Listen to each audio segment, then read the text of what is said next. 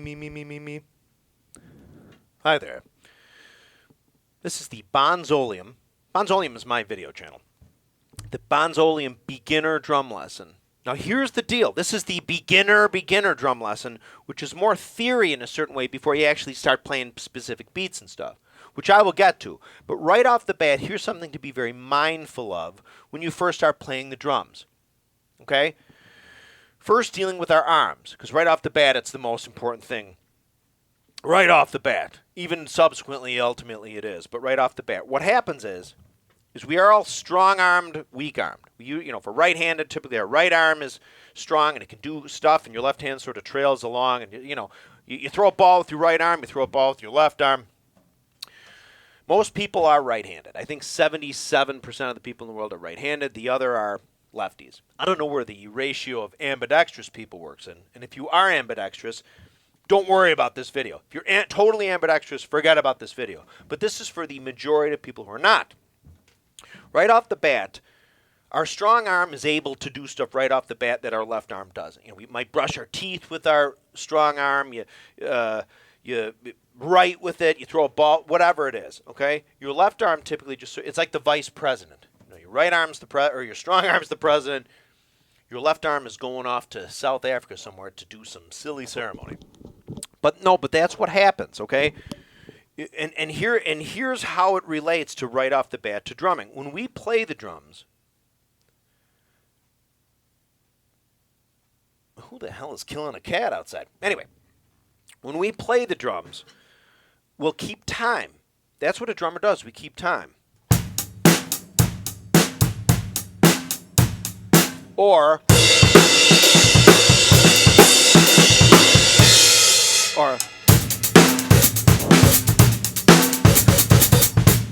whatever it is, you'll notice that by and large, my strong arm is playing a lot of notes in there, okay? Because we keep time. We're like we make, we play these discrete notes. We don't necessarily sit there and just go, but one of your arms, typically your strong arm,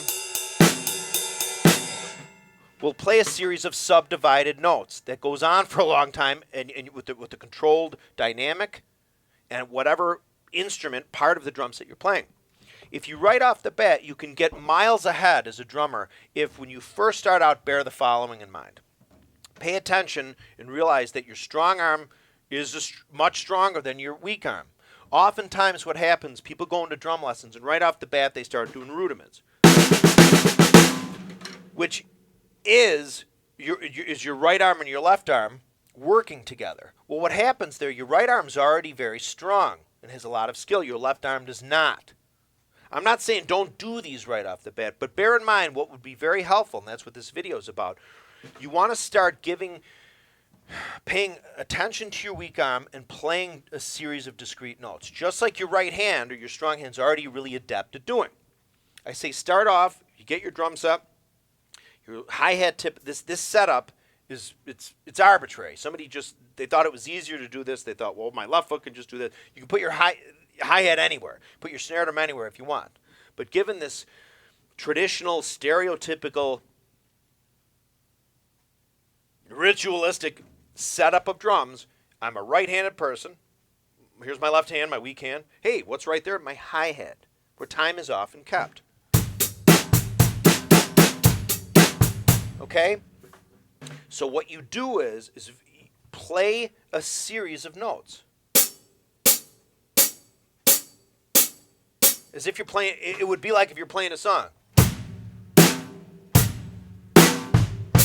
Okay? Because your right hand already has this ability to do all these things, you need to pay special attention with your left hand. In the first place to start is giving it some endurance. Okay? You might just be able to do it this fast, maybe just for 10 or 20 seconds. After all, you might be like, wow, that's awkward. Or after a minute, you might be like, oh, man.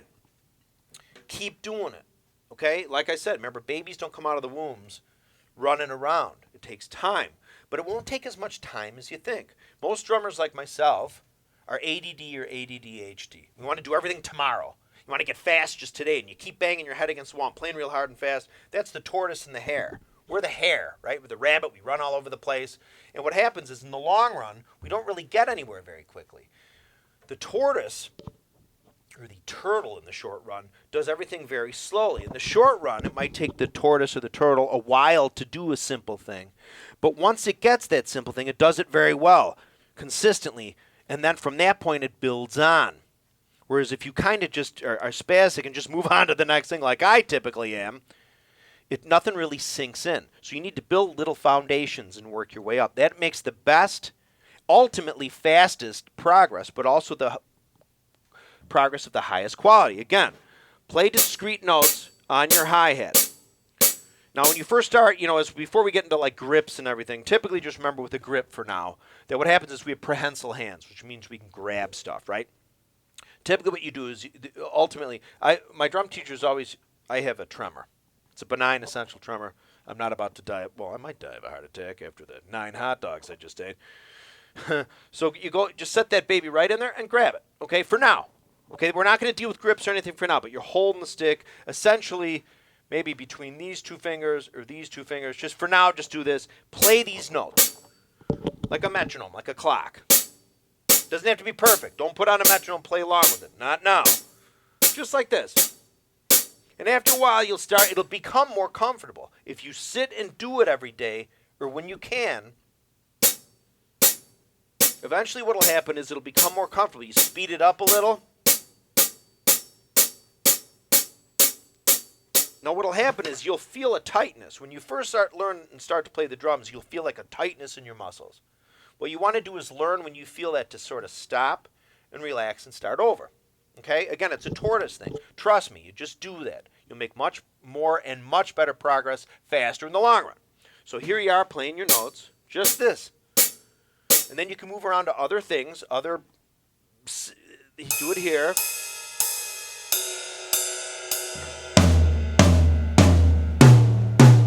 And just keep doing that. Before you know it, you'll be like,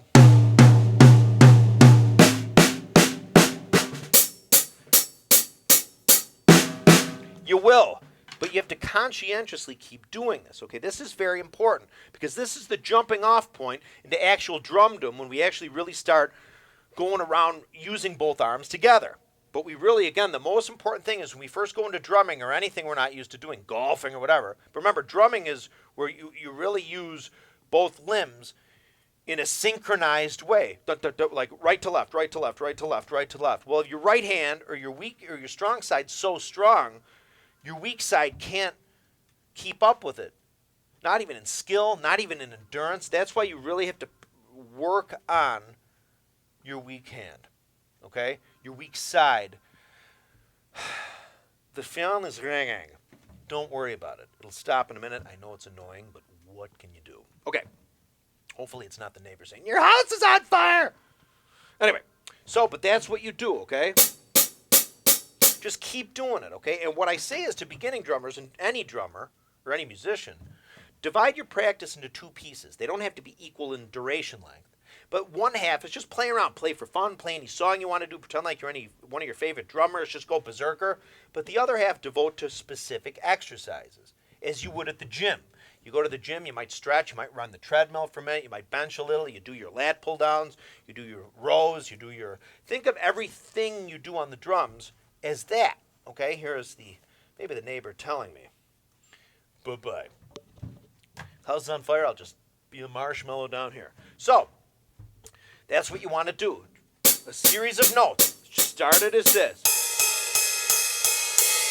In your one half of the practice that you're going to devote to working on these things. After you've done this for a while, I would say just do this particular one for a while. But maybe after a few weeks, even a few days if you're impatient, I would say fight the urge to be impatient because that'll set the standard for practicing down the road. I'd say at least for the first 2 weeks when you're doing your individual practice time, literally, trust me, as relaxed as you can, just try to keep a series of notes. Constant, as much as the same dynamic, that means each note, not just the spacing the same, but also the volume. And eventually, again, you'll work up to a faster speed. From that point, what we do, and moving on different surfaces, is we'll do little patterns on the drums.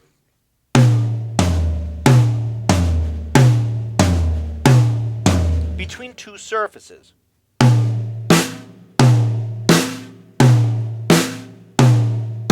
Because right off the bat, when you do stuff like, you see how my left arm is moving?